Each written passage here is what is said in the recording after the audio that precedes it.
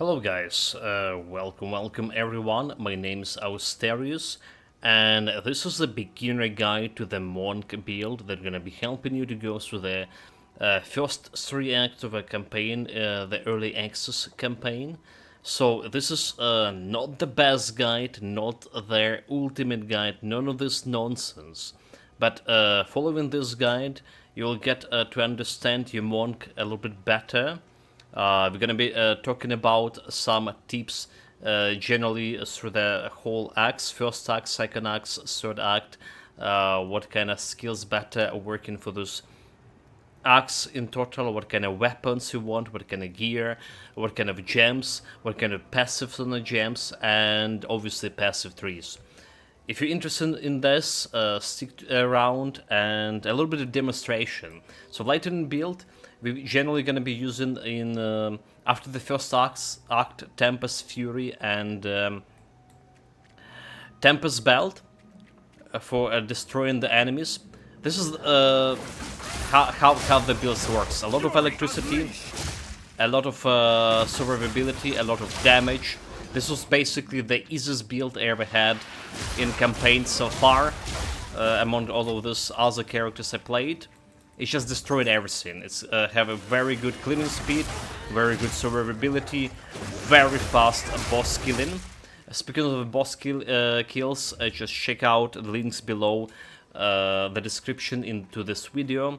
We have all the boss kills are there, and we also have the whole playthrough for the build all together, so you can see what kind of decision we made along the way our playthrough, what kind of skills we were experimented with, what kind of skills were good, what kind of skills were feeling not so good.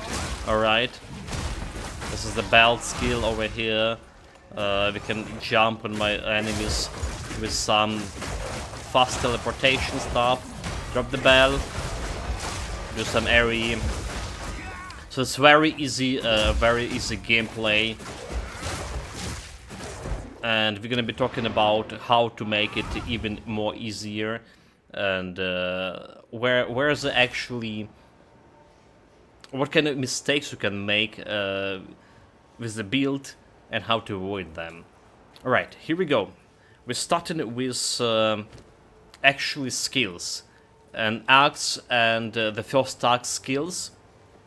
You don't have much of to choose from, especially if you're gonna go for Lightning Mage, right? You don't have like much of a skills to choose from. So you get in on level 1, you get in Falling Thunder, Killing Palm, Glacial Cascade, and the Frozen Locus. Right, Glacial Cascade is more or less a range damage thing, which is concentrated on a cold. It's not a bad skill. It's feeling pretty good, but we decided to go with Falling Thunder. And Falling Thunder have this pretty good interaction with Killing Palm. So this is like 70% of the first act we were running Killing Palm plus Falling Thunder shenanigans. So basically Falling Thunder converted 60% of your damage on your staff to lightning damage. And this powering up by the charges, the power charges. 3 power charges is gonna do like a lot of damage, a lot of projectile damage, which is like 100% of this converted to lightning, and more damage per charge, 25% more damage per charge. It's a huge area cleaning. You can check out our early, the first day streaming for this build to see how actually good it was. And to get charges, you're using Killing Palm. So you will see indication enemy when they're about to die, when they have 30% of the health left, and you just Killing Palm them, strike them very fast. It's teleporting you basically on an enemy if you see it, if you have it in the straight line of sign, and you get in charge for that. You're using the extra Profusion gem with this. With a Killing Palm.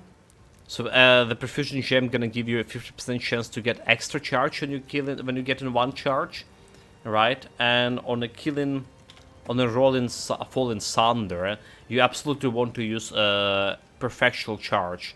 So 35% chance not to remove charge when you use consume the charge, right? And extra lightning damage for attack also will be good, especially for the charge attack, because you're gonna be doing a lot of lightning damage over there. So that's basically how you play in 70% of Act 1 with 2 skills. Charge your Fallen Thunder and kill Bench of Enemies with AoE. However, some bosses could be trickier. Some bosses will require you a little bit more dodging here and there. The Killing Palm does help finishing this boss faster, because you see the boss left with 10% of his health, and you can finish it off with one strike of Killing Palm. The one boss in particular you should avoid in Act 1 before you're gonna get next skill. And next skill will be Tempest Fury. So you should avoid the Kingdom in the Mist, right? It's a boss from... let me show the area. You absolutely need to avoid, because killing him with a Rolling Thunder, it's pain in the ass. It requires a lot of dodging. The boss have a lot of a lot of chaos damage altogether. All right, and that chaos damage is gonna remove charges of your flask pretty fast, because you will heal. So the boss is located in Fainthorn, right? Fainthorn area. When you get the quest for the Fainthorn area, just wait a little bit longer. Alright, wait a little bit longer until you get a next skill gem, alright? Next skill gem is level 3 gem, and you will, well, okay, actually, you actually want level 5 gem. So you want level 3 gem, Tempest Bell, which is the boss killer. But Tempest Bell, you will be able utilize it only with more or less with efficiently with your main staff attack, right? With your auto attacks, the quarterstaff strike, and it's good if you have quarterstaff some actually amount of damage on this. But you absolutely can wait until level 5, which you get before the Geonor boss fight, and get Tempest Fury, and then go and kill Tempest Fury plus Tempest Belt. Combination is absolutely boss eraser. Check out the link down below. So yeah, next skills for the build you want is the Tempest Fury. Right, it's your go to kill everything skill. Unfortunately, during the whole through the whole campaign, I didn't got first 3 acts of campaign. I didn't got a single less Javel orb to get extra passive slot for my Tempest Fury. However, there is a trick to it how you can get this extra slot by corrupting the item. So in a third act especially, you get 2 altars that can give you free corruption for the item, and the wall orbs gonna be started dropping as well. So by corrupting your Javel, it's not a guarantee. So you can get minus slot, you can get +1 level, ± level to the gem, and you can get +1 slot. We were lucky to get it +1 slot on the first try, so we utilizing the corrupted gem. And the corrupted gem can be leveled up as a normal gems. If you go through we currently have level 11 gem there. If you go and get level 14 gem, for example, right? I don't have enough intelligence for another level, but you can level up this Tempest Fury with this gem as despite it's corrupted, you can still level it up, right? So there is a little bit of common sense. If the monk is your first build ever in Path of Exile 2, there's a couple of tips I can give you. First of all, one tip is if you right click on a skill, you can see the damage that skill dealing with each phase over here. Alright, and you can see more stats for this, your accuracy rating, your critical chance for the skill. Alright, so you also can click on this arrow over here to see all the stats for the skill. And also another tip about the recommended gems. Usually the game only showing 3 recommended gems, and in terms of my lightning monk, we do actually use most of the recommended gems on the build. However, right, if you want to expand your options, right, this is not all the gems that can go on a build. There is a little bit checkbox over here. They show recommended gems. If you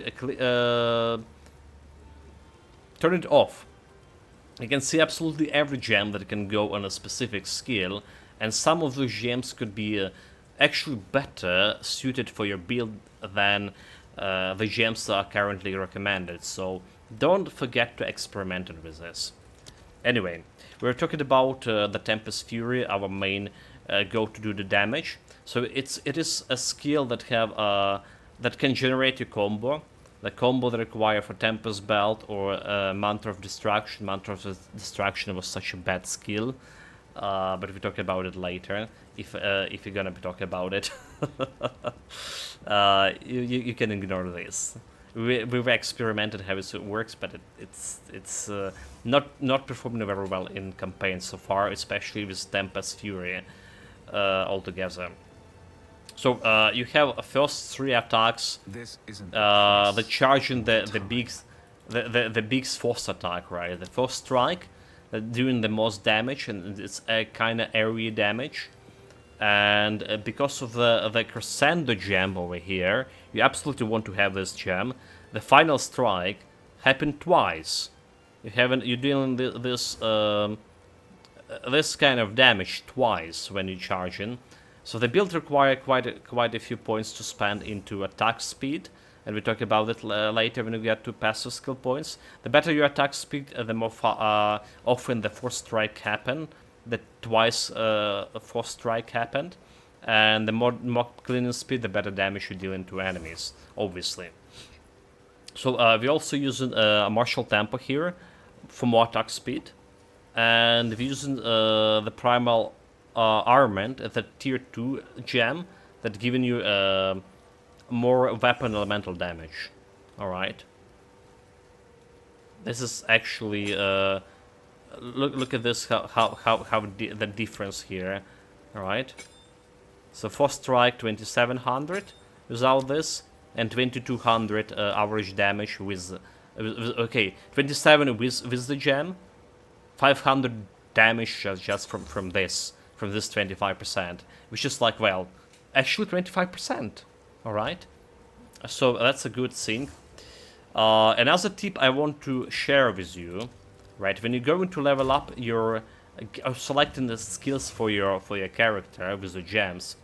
This is what you see over here. This is not every skill that you potentially can fit for a class, right? If you press all gems, you can see more options. So more options from different classes. And one specific skill for this lightning damage build I would recommend to have. It's a skill that coming from Elementalist here. Alright. So on level 7, you'll be able to get access to Conductivity Gem. Alright, Conductivity Gem, which is a curse that providing you extra minus 33% lightning resistance, right? Conductivity over here. We're running it with skill effect duration, so it's lasting longer.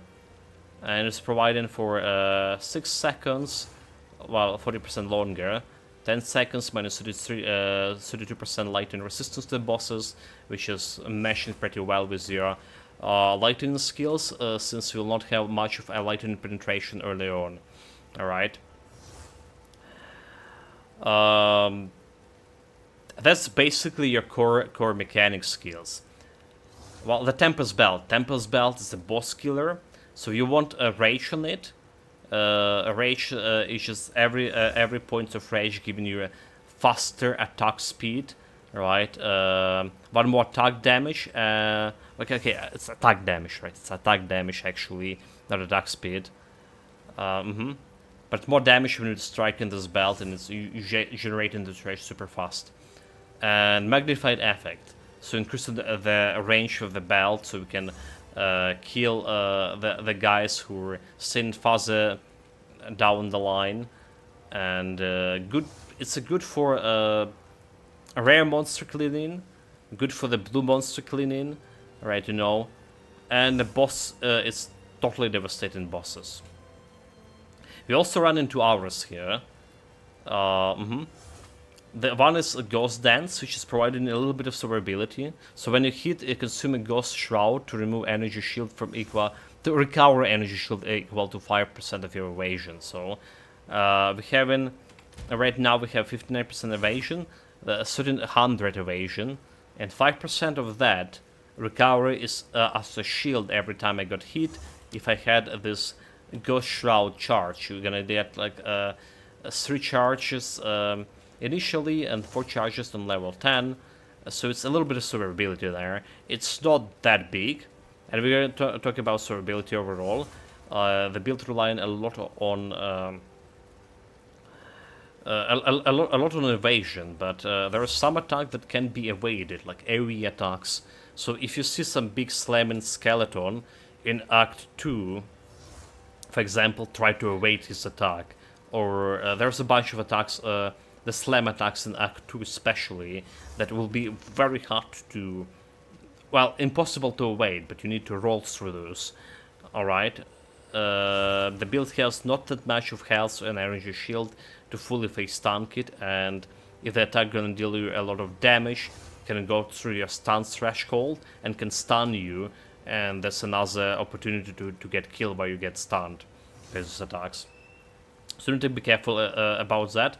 But generally speaking, just going through normal monsters as my evasion was enough for 90% of situation and not taking the damage, not getting even close to dying. So Temple Bass, where later on you will get yourself the... did we talk about the Fallen Thunder stats? We did, right? We did talk. Very later you get a charged staff, but here's the trick. Here's the trick. I replaced my Killing Palm with a Siphoning Strike. It's generating your lightning charges when you're hitting the power charges when you're hitting the shocked enemies with it. But because we're killing enemies so fast, right? It's really impossible to hit the enemy with the Siphon Strike before it gets shocked and killed. Right, literally, so you just went through a bunch of mobs, which is erasing them, and it's good on bosses. But again, fighting the bosses, you just don't have a time to use the Siphon and Strike because you're killing the boss fast with the bell, and you just don't want to take the extra time to Siphon and Strike them altogether.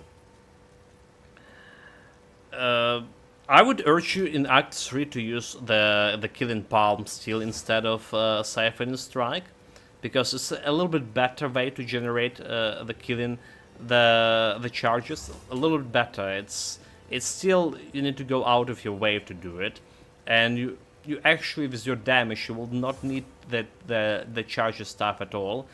It's extra damage. It's looking cool. It's giving you extra range as well with your attacks. So it's basically like you became a Jedi and slamming some lightning on your foes from afar. It's pretty cool skill, but it's unnecessary with in a campaign first 3 acts of campaign, because you're already like mowing down the enemies, and taking extra time to generate the charges is it's a buzzer. It's just literally a buzzer.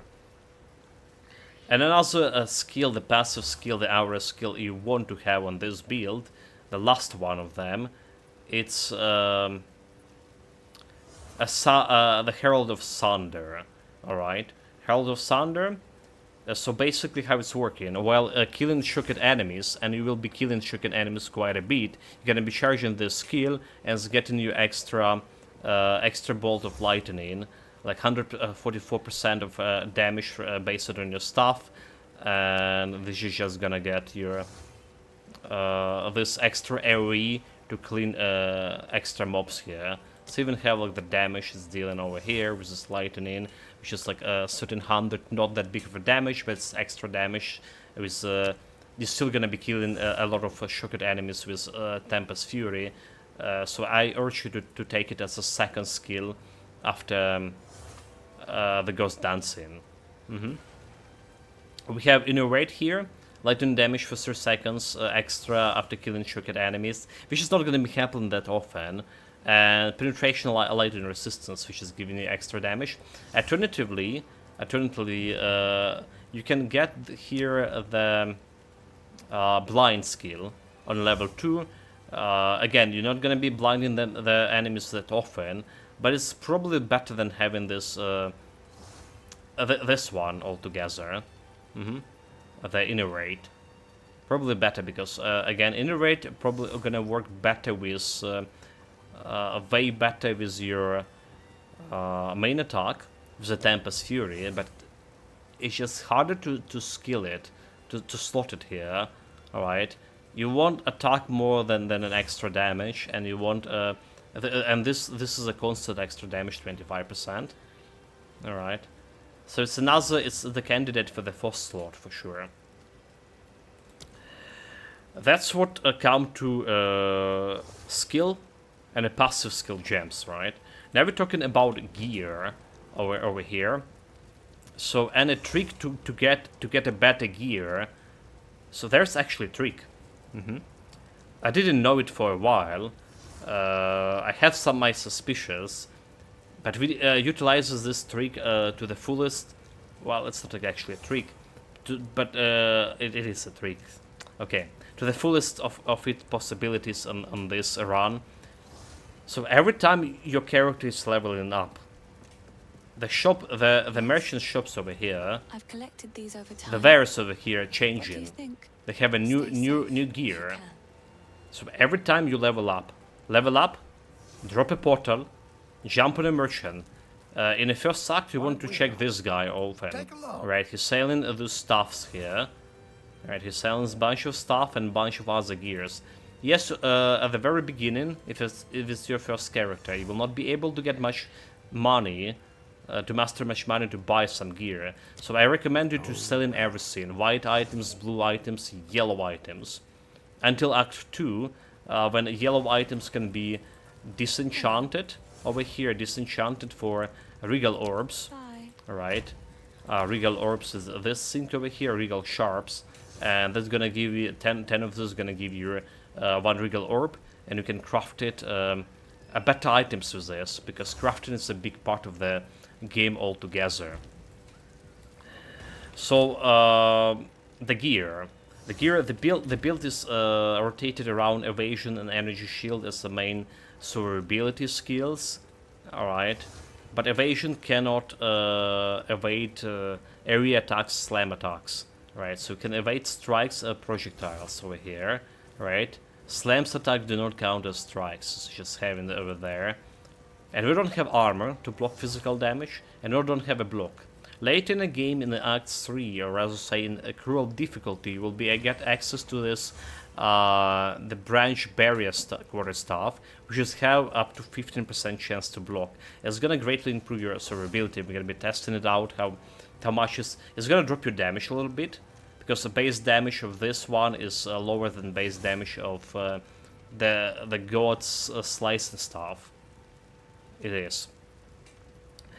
Anyway, the first and the most thing the thing you want for this build is the stuff with the best damage you possibly can roll for. So check the merchants often for new stuff. What you looking here for stuff? Basically, you're looking for huge physical damage. In Act 2, you're gonna get access to the stuff that doing huge lightning damage as the base, and sometimes lightning damage could be good, because you're gonna be scaling a lightning damage with your passive nodes. However, on this, if you paid attention to the Tempest Fury, my main attack, the Force Strike here not doing any physical damage, despite this stuff is physical damage on itself. It's converted all physical damage into lightning, 100% of this, and so you're scaling this lightning damage with a Force Strike with your lightning modifier and elemental damage modifiers. That's one thing to be aware of. But yeah, you want as much damage as possible on your stuff. So everything that giving you good physical damage over here, good physical, some extra fire damage, elemental damage over here, is a light and fire, cold damage, it's fine, right? Extra physical percentage damage over here, a flat physical damage over here, everything good. Everything good? What's not good, it's +2 level skills, alright? What's not good is it's actually +2 level skills. We had the +2 level skills on my warrior, shield warrior, because it was actually the best thing to get from a gear.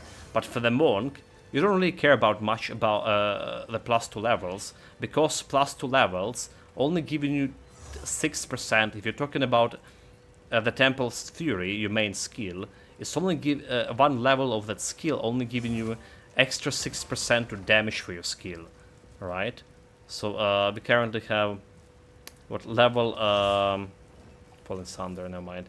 Level 12 of this, right? Level 12. If I'm gonna go and check the level 13 gem over here, level 13, level 13. Can I see it? Do you see level 13 gems, chat? Level okay, level 13 gem over here. Right, so we're checking out the Tempest Fury. Alright, and its attack damage is 133. Right, 133 attack damage. And our current damage here is 127. So it's a 6%. Right, 133 minus 127 is a 6% extra attack damage to a skill. Totally not worth it. Getting this plus level on your stuff, right? Plus level. Like we had a plus level over here on melee kill, but this stuff was also had a lot of lightning damage altogether, and I was running this one with the whole Act 2, and it was performing pretty good until we get this better physical damage stuff here. All right, so you can see the from 15 to 94. Flat elemental damage, lightning damage, but this is doing 145 physical damage, and doing more of elemental damage as fire as well.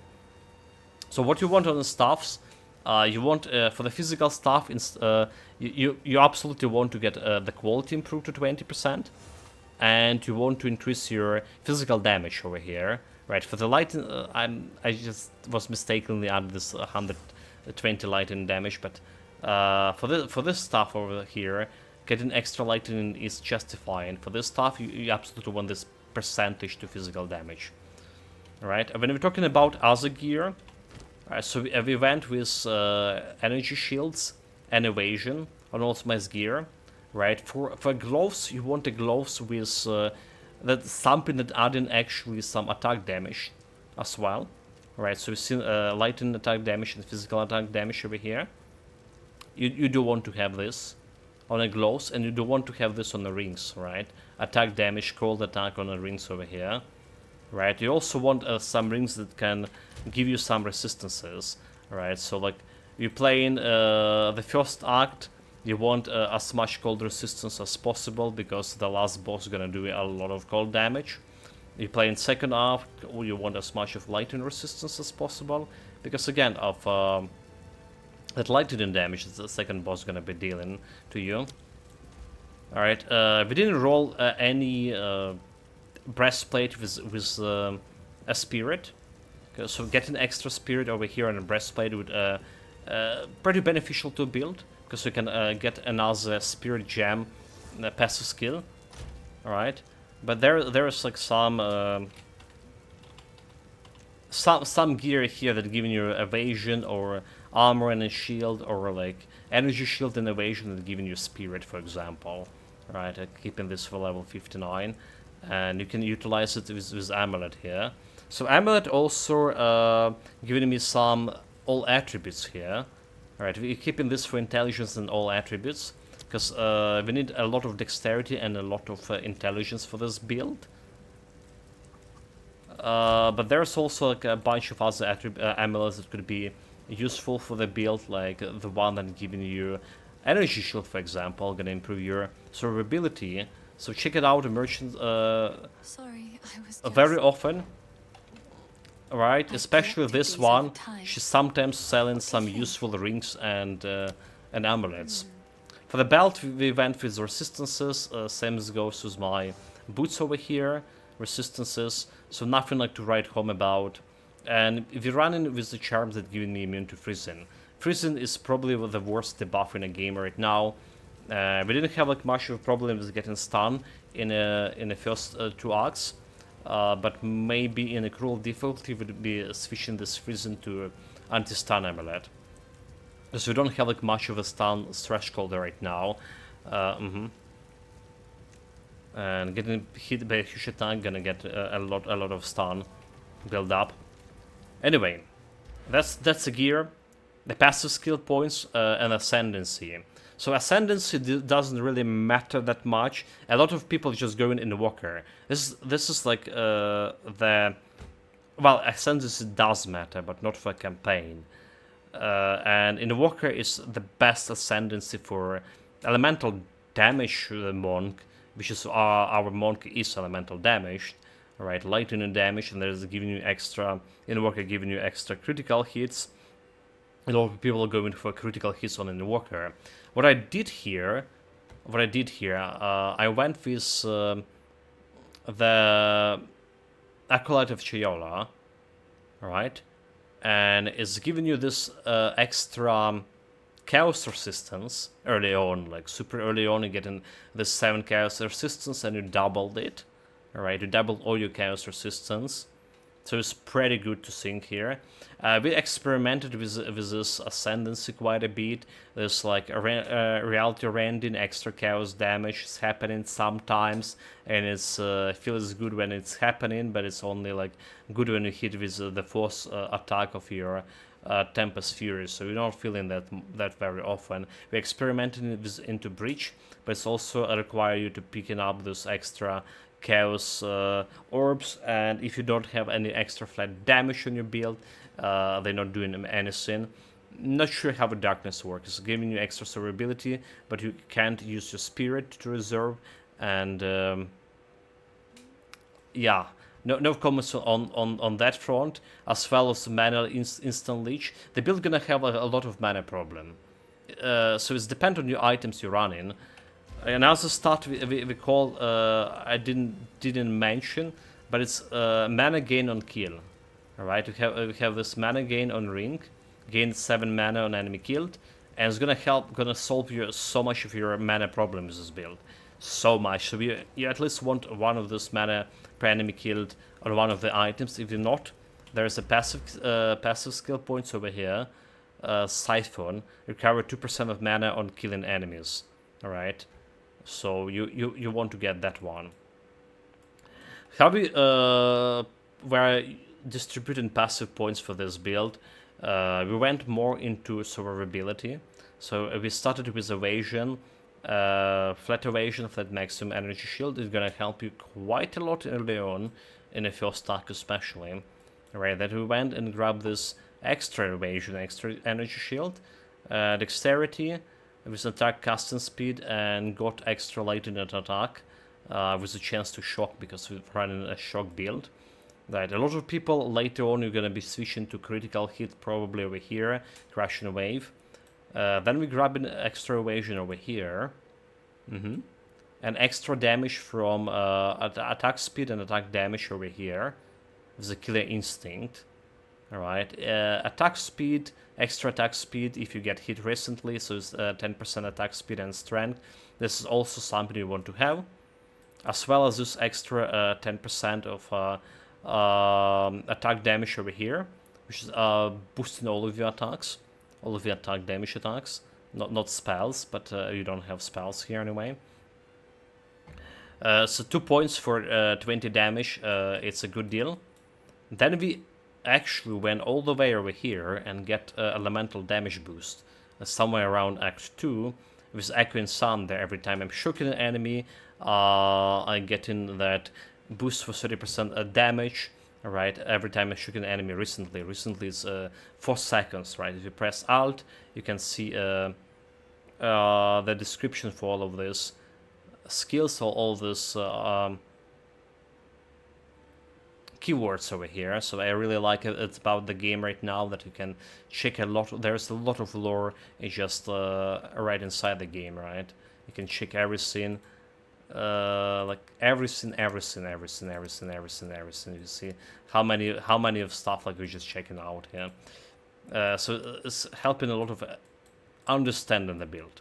But anyway, we get this all extra damage from here, which is gonna be helping with your lightning damage a lot. And we went all the way to over here to Javel. I was pretty lucky to roll a good Javel, alright? Well, relatively good, with some extra chaos resistance, so I corrupted it.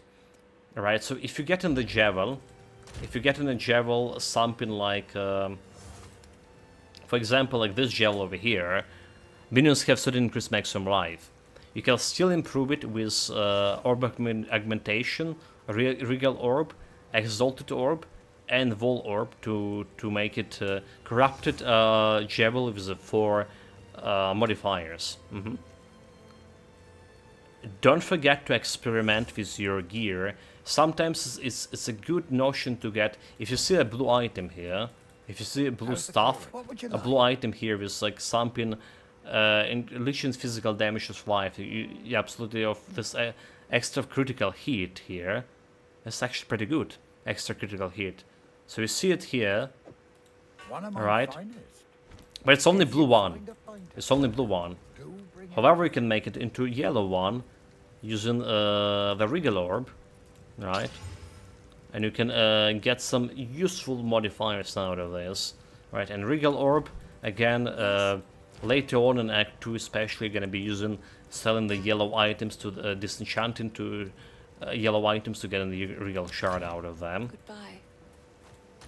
So don't forget to experiment with that. But back to the passive points. After we got the Javel, we went all the way over here to get extra lightning exposure for my skills. Alright, penetrate lightning resistance and all of that, and extra lightning damage altogether, which is good for my Frost Strike and Tempest Fury, and it works. Endless Circuit, the Wild Storm over here, which is doing extra 50% of lightning damage. Basically, if you see a stuff with plus 2 to 47 lightning damage over here, that's gonna make it that this 47 damage gonna get extra 15% of flat lightning damage, so it's gonna make it 55 from 2 to 55 elemental damage with lightning over here, and it's good for your lightning damage build altogether. However, you can skip that one for now and just grab the martial artistry. So accuracy rating for your staff, critical damage bonus, and extra dexterity. Well, you're gonna be needing quite a bit on cruel difficulty. Actually, no, skip that. You don't want to skip this, right? You don't want to skip on this extra wild storm, because this extra dexterity we need a cruel difficulty, not a normal campaign. So far, and there's a bunch of extra dexterity over here. There's extra attack speed per dexterity, which is probably we're gonna get in a cruel difficulty. I want to experiment with acrobatics, which is gonna give me more chance to dodge most survivability alongside with the block.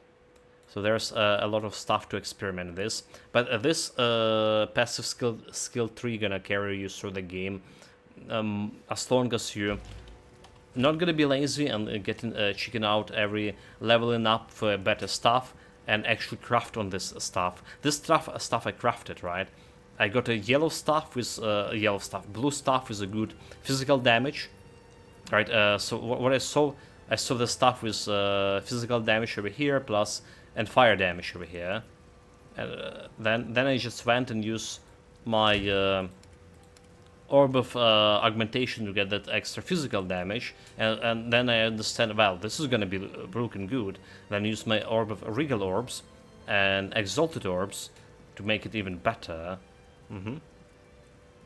The other stuff is if you can corrupt it to get maybe extra slot for this extra rune, extra 20% of physical damage, but corruption also can remove this slot, so you be careful with the corruption.